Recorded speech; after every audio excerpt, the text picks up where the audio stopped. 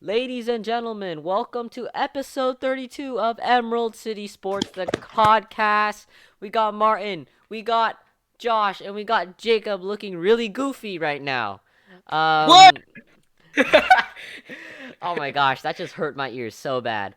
But yeah, Jacob's just looking really goofy today. Really, really goofy. You guys really should see him right now. Um, a lot of stuff is happening all around this world of sports. Let's go back to the NFL because free agency has started, and man, has it been an extravaganza. Let's start off with the Seahawks, who made a move on former Bronco Dre'Mont Jones, a defensive tackle. They signed him to a 3-year, $51 million deal. I want to get your guys' opinion on this. I mean, a lot of people were wondering, will we draft a defensive tackle? Deron Payne is gone, so that really sucks. What were the Seahawks going to do? They ended up going out to their old pals, the Denver Broncos, and took Dre'Mont Jones. What are your guys' opinions on this? Josh, let's go to you. Nothing like stealing players from the Denver Broncos. Let's go. We'll steal everything from the Broncos, get another early pick in the first round again, and it bolsters our defense so we could actually have a shot on making it back to the playoffs. Jacob? Jacob is that just silence was just Jacob.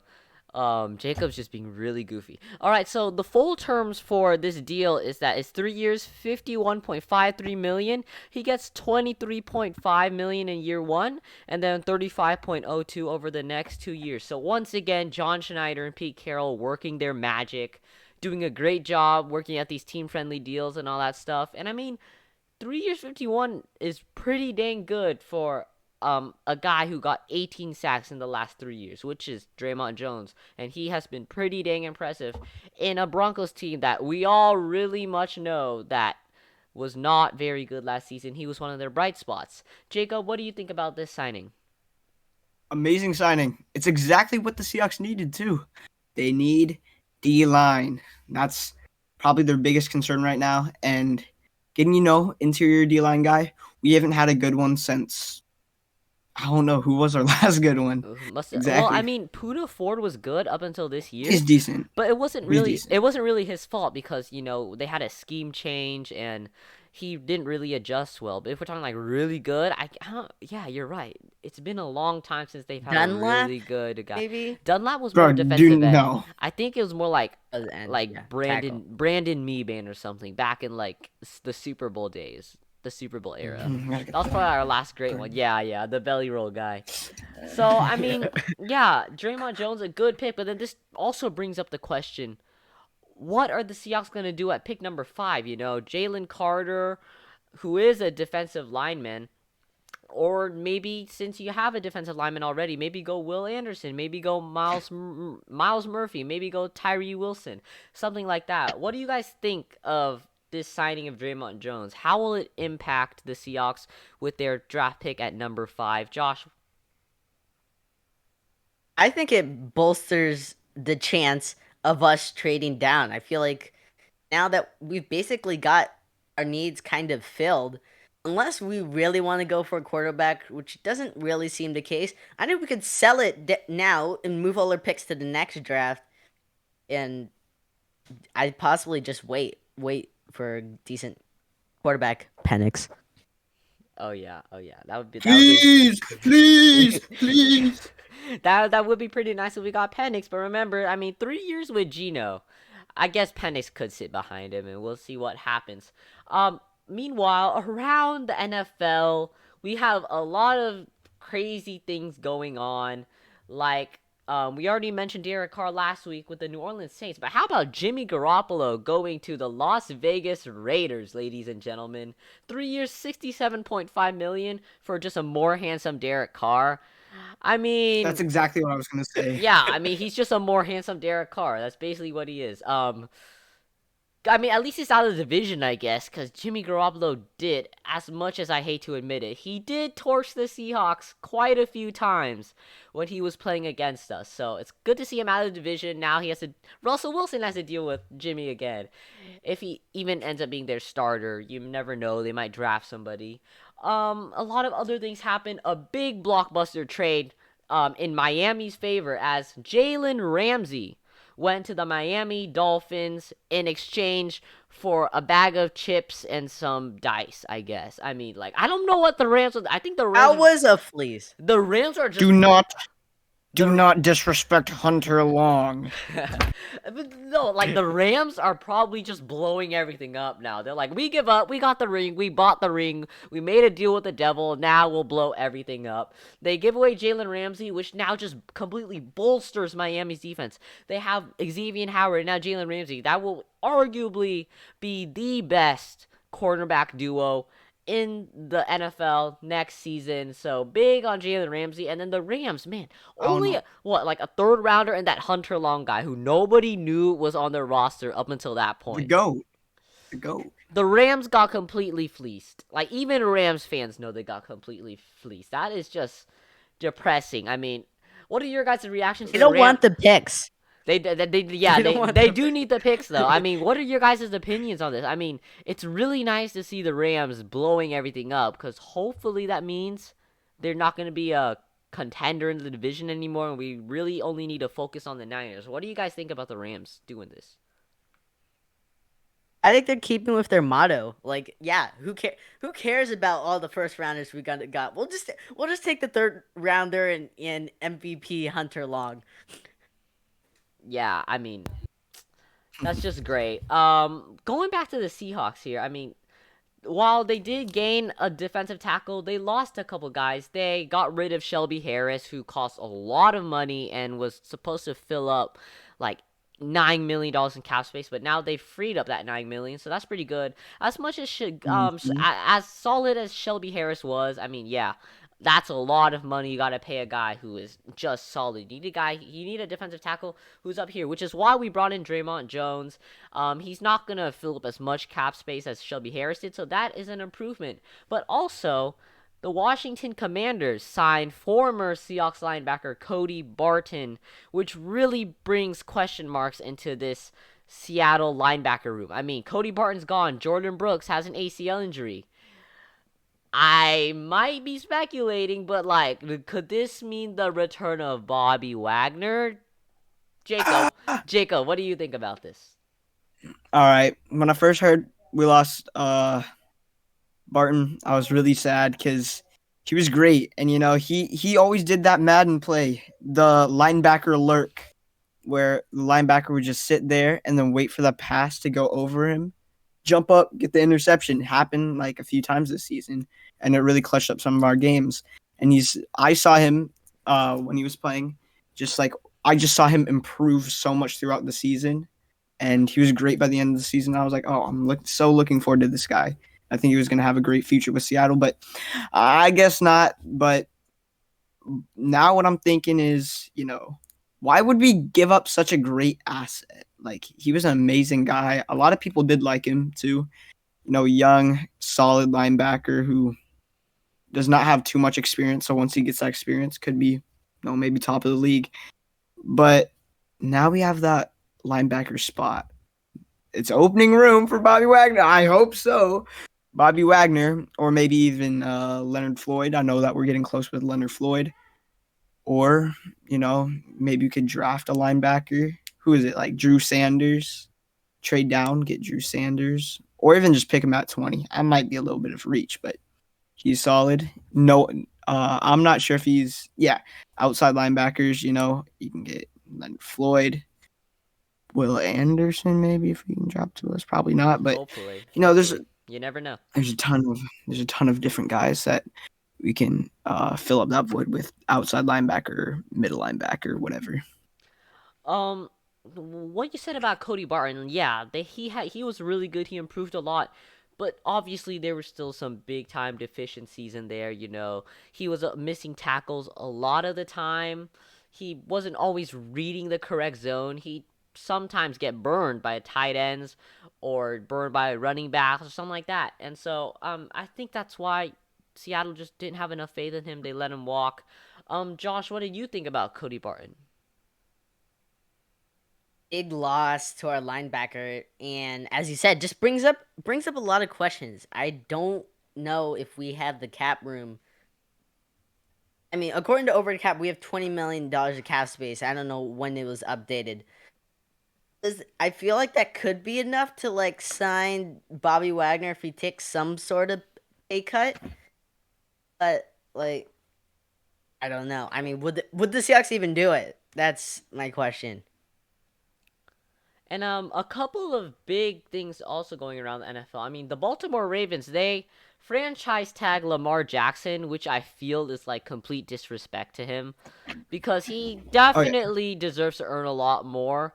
Non-exclusive though. I mean, yeah, true, but still, it's a franchise tag. He should be getting like a big extension for the way he played this year. Sure, he did get injured many times, but when he was on the field, he was good, like amazing good. He was always just destroying defenses, and he got a lot better at throwing the football too, which is great to see. I mean, he really deserved this contract, but the Ravens just completely disrespected him.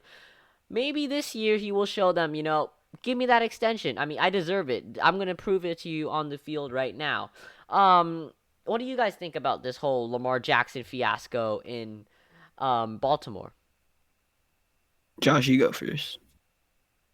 Well, it looks like the Ravens aren't giving the money he wants. I mean, that doesn't look good if they want to actually want to keep him long term. Like they actually have to give in. There's no middle ground, and that franchise tag is very costly. It's fully guaranteed money. You don't really want to do that.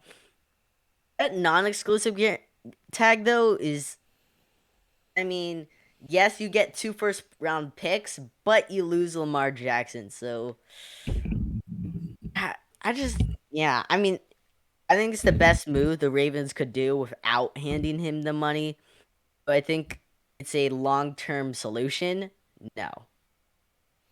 And Mm-hmm. go ahead, Jacob. What do you think? I mean, your mic is so freaking loud on my end. Turn my my bad. volume down a little bit. My bad. Well, Lamar Jackson, I think he's an amazing player. I think probably one of the most skilled players of all time, in my opinion. Uh, I think it's a good move for the Ravens to franchise tag him just to have him for one more year. But it is tons of disrespect.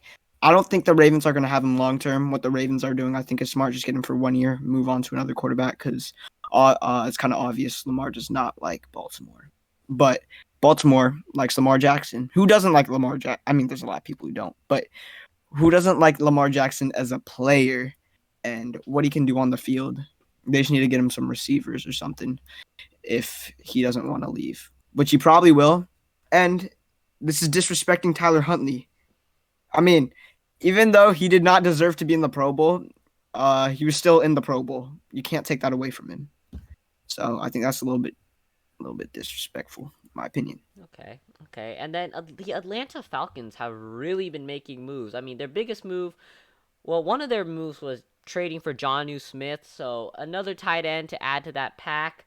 But the biggest move was picking up Jesse Bates III, the star former Bengals safety. 4 year, $64.2 million. I mean, this is really big for Atlanta. They really need some help on that defense, and Jesse Bates is the guy they really do need. So I mean, maybe the Atlanta Falcons will get better. They'll go from like what 4 or 5 wins to 6, 7 wins. You never know. But I don't think we really need to worry about Atlanta for like another 5 good long years.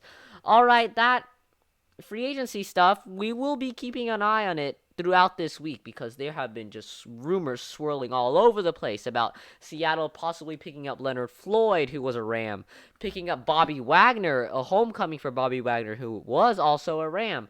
And so you never know, they will be possibly making a lot of big moves this week. We will keep track of that and let you guys know all about it next episode. Let's go out to all the other Seattle sports that have been going on.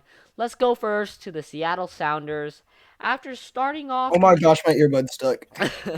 After starting off the year off 2-0, they fell to Cincinnati 1-0. Josh, Jacob, what do you guys think of this loss? Obviously something you do not want to see as a Sounders fan. Josh, your opinion on this? Heavy sigh for those people who couldn't hear that. That was a terrible, terrible, terrible game right there. Let's start out. Offense literally couldn't get a shot on goal until near the end. Yes, Haber was out. Ruidiaz was on a minutes limit. We had to go with Montero, who's literally has played with the team since 2009, since we first started. Yeah, when that guy is your only main attacker, it's not looking good. They dominated us. We had a goal that would tie the game and get us some points, but it was ruled out because of a foul that was committed by, I think, Yamar right before he scored the goal. And the ref also gave a red card to the other team as well, and we just still couldn't convert it. And yeah, for our first road match of the season, just not good at all. Hey, I mean, Sounders only gave up one goal, so defensively it was not, a super horrible night. It wasn't super horrible. Offensively, like you said, Freddie Montero was the only, main attacker. But don't diss on my boy Freddie like that. Do not diss on my boy Freddie like that. He used to have a crush on my sister. Wait, what? I'm not even joking. He used to have a crush on my sister. What? Okay, we'll give Jacob like a story time next episode, because that's next crazy. episode, We bro. gotta I know don't- that. We gotta know Whoa. that. Hold up. Oh That's my crazy. gosh. I'm not gonna get into it now, but Either like Maybe. we get a good story or Jacob just completely exposes him. no, it's a good story. It's nothing Okay. bad. Okay. Nothing The bad. way you said it, it sounded like It's you were funny. like planning It's to like his It's just silly, demise. man. It's just super silly. Super silly moment. But yeah, it wasn't a great game for the Sounders, but defensively, it wasn't horrible. So just give them that. And I mean, next they go face off against LAFC. It's a home game, so you got that home cooking behind you. But what do you guys think of this game against LAFC? What is the possibility of the offense finally getting a groove back on again, or the defense staying firm? What do you guys expect from this game against LAFC? I I should have asked who. Josh, you can go ahead. Yeah, okay. I didn't know if you're okay. Let's continue. Big rivalry game against LAFC. That's it. Except Haber is still out. Ruidiaz is probably will play instead of 20 minutes an entire half now. It's been like 3 weeks. He should be fine now. But this game will determine if we can actually, one, survive against one of the reigning MLS champs, and two, if we can stay on that top of the table. Because if we lose this game, this entire season is going down the drain. Like, yeah, because if we can't handle the big guys, what's the point of being in like the play-in tournament? Hey, keep the faith up, Josh. Okay, this is only the 4th game of the season. The Sounders And have we're plenty 2-1. Yeah, the Sounders have plenty of Yeah. time. It'll take time. I'll be honest. I never knew LAFC was a team because I stopped like tuning into MLS. Oh, first off, I never really tuned into MLS, but like I knew there was LA Galaxy, right? And I stopped like hearing about MLS for a while. And I come back and I'm like, what the heck is LAFC? Like, did LA Galaxy change their name to LAFC? And then I found out they made a new team. I'm like, how many LA teams do you need? Like you got what? Like two San Jose, you got LA Galaxy, LAFC. yeah, I mean, I get it. California's a big market. LA's a big market, but like so many LA teams. Like you see this across all the sports. I mean, And for yeah, and you for have MLS team you too. have the Clippers and the Lakers. You have LAFC and LA Galaxy. You have the Dodgers who are there. You have the Rams and the Chargers. Too Angels, many, Dodgers, Angels. and the Angels, but I guess the Angels are technically more Anaheim. But I mean, still, so many LA teams, so many California teams too. Spread the wealth around a little bit. Like, why not put a team in like Wyoming, or put a For team in real. North Dakota or something Yeah, like. for Let those states have teams. Like they're all other. Like we got no one And to it's root on besides college teams, and you should be bring some like, money. MLS too. MLS maybe isn't even that big. that's true. But like when you're talking about big markets like NFL, That's NBA, MLB, all that stuff, like you could I put don't teams know if there they should. too. I mean, the fan base is there. Who's okay? They're not going to make any They money. Let's be honest. but like they But can't for really. I mean, at the end, yeah, I know it's all about money. At the end of the day, all the big corporations are like this. But like MLS put a team in Portland, Vancouver, very early. that is true. But then we'll expand more. I mean, you don't need another LA team. That's just gonna just like have less fans and less fans and less fans. You see that with the Rams and the Chargers all the time. I mean, man, I don't know why they added in the LA team. It's all about money. It's all about money. They hmm. need the revenue, which I but the guess is the reason why. but the thing is with the MLS team, I mean, if you put them, I mean, they're not going to have like super big attendance. It's not like one of the main American sports. I think if you did put an MLS team in like what you said, like North Dakota, South Dakota, Wyoming, Montana, like that, that'd be amazing for the state. They would have a professional sports team that, it's a pretty popular sport still, even if it's not, one of the big four sports for America. Hey, I mean, why not? I mean, it's still probably going to Why make not? good enough Exactly, money because exactly. still going to make good enough money because they don't there's not going to be too big of an attendance anyways, and people there will want to tune in because they don't have any other sports teams to tune into. That's true. I mean, tons of states are like begging for major sports teams to root on, and having a team there, it will boost like the sales. It will boost the ratings, and I mean, you don't have to put it in a big market all the time. If you already have one team there, you don't need to put another. And so, I mean, just At the end of the day, don't it's all bite off about more money. than you can chew, I guess is what you could say. Josh, you have any opinion on all these LA teams? Um, they will be here literally for as long as people are still there, as long as the money keeps rolling in, they're still gonna be there. There's realistically nothing that could change that. Yeah, I mean, it is what it is. All right, we're gonna go to the Kraken, third in the Pacific Division. And I mean, their games have been okay. Josh, what is your reaction to this past week? Um, I didn't want to say this before, but we've literally signified our place as basically one of the most random teams in the league. We blew Ouch. 2 days, yeah, Ouch. 2 days ago. We blew it against the Dallas Stars, like with about a minute 15 seconds left. That sent the game to overtime, which we lost it. Um, I mean that's it. Yeah, that's really. I mean, we played the Dallas Stars 3 times in 11 days. Today when we're recording this, this is already the second time against a big playoff team. We're down third in the standings when we should be competing with them. And now we're 2 games behind. If we lose this, we're down 3 games behind, and we could drop further, which is again not good at all. And then like you said, they keep choking games away. They score a goal in like the final minute, and then 30 seconds later, give the team another chance, and they score. Sends the game to overtime. They lose. What can the Kraken do to fix this, Josh?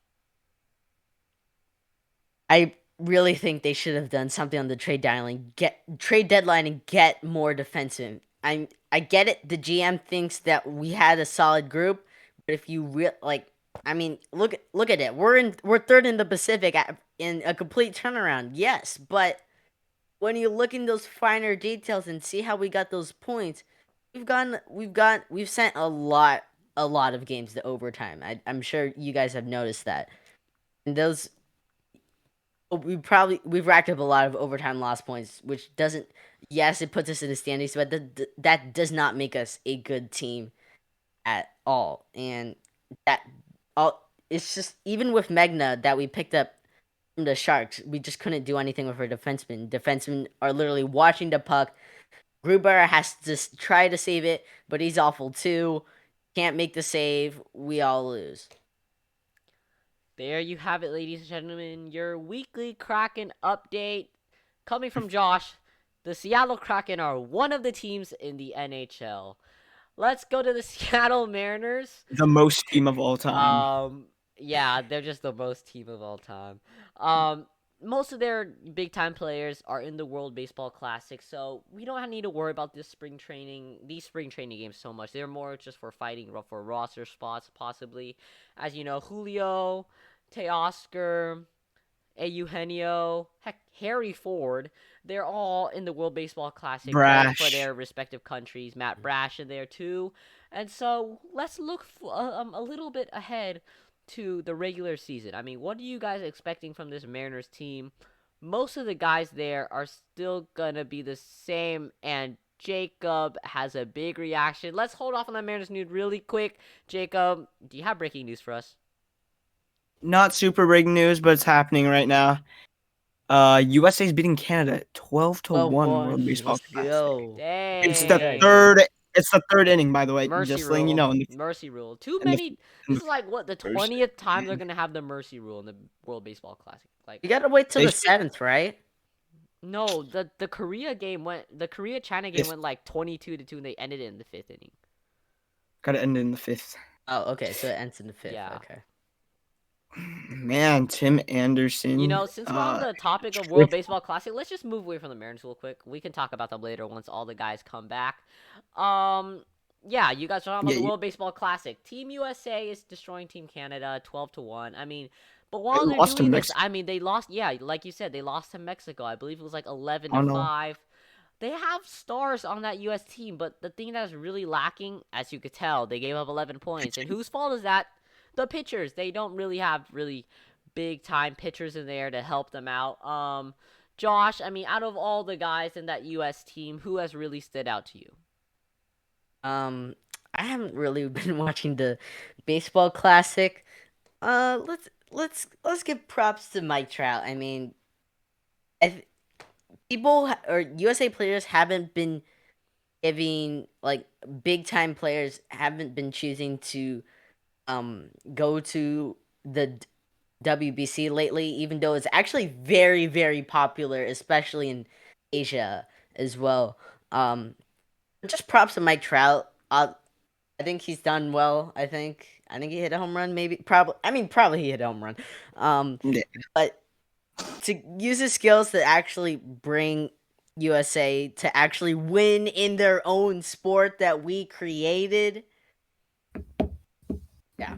They better win. Yeah, props they to better Mike win. Trout, you know, representing his country. W. Mike Trout. We've seen a lot of lopsided scores. Like we said, there have been so many times where they had to play the mercy rule for teams. I mean, you had Korea destroy China 22-2 in Man. the game. China was awful, by the way. Dominican Republic, you know, have so many stars, including our boys Julio and Teoscar. They beat Nicaragua. But so many blowouts. I mean, you had Puerto Rico 10-0. You had that China game. And it's really been high scoring. I mean, but out of all these people, I mean, out of all these countries, who do you guys think will possibly come out and win it all? Jacob, let's go. I think we have two teams, which I think, in my opinion, are by far better than all the others, which I'm pretty sure you guys know who I'm talking about. United States and Dominican Republic. Exactly. There you Come go. on now. Everybody's got to agree with that. Let's be honest, bro. there's not a whole lot of great players on these other teams. Actually no. Puerto Rico's very good. True. I mean, and Venezuela's Puerto not that Rico's bad either, but still. When you look at all the talent stacked up, yeah, USA and Dominican Republic just completely outweigh all the rest. Puerto Rico's pretty decent. I mean Korea, they're 2-2, but I guess they're pretty decent by just seeing how they smack China. And they have Hae-Sung Kim. I mean, their team's not super great, but if they're able to do that to China, I mean, who knows? There's a lot of, players who are playing in the Korean leagues who are great. Just young guys who will probably end up being MLB players. So we'll see. We'll see. Looking at the standings, let me take a look here. Looks as if Pool C, one of the better ones, I think, with the US, Colombia, Canada, Mexico, Great Britain. I mean, Great Britain kind of sucks. I'm gonna be honest. Great Britain kind of Hey, sucks. at least we're seeing Harry Ford pop off. Okay, I mean that's our number one prospect. So you love to see him go off on the world level. So that's kind of nice to see. Oh yeah. We love our boy Harry. But looking at the King World Harry. Baseball Classic, as we were asking, top two teams gotta be DR, US. Close third though. Close third, Puerto Rico. But no. Could go to anyone. Could go to anyone. I All think right. one of the Asian teams could sneak in. I think either Japan Korea. with Shote or Korea. Shote. The same reason. Yeah. You just said did you just say Shote? Yeah. Wote, because he's walking W. I'm never gonna say that ever again. Why did I just say it? But you know what I mean. That's how we. I That's thought how you we should meant end Ishi it. Shohei, That's but- how we should end it. I mean, yeah, we might as well. I just gotta say really quick though, Harry Ford is the best Harry in Great Britain. So let me just say that. Yeah.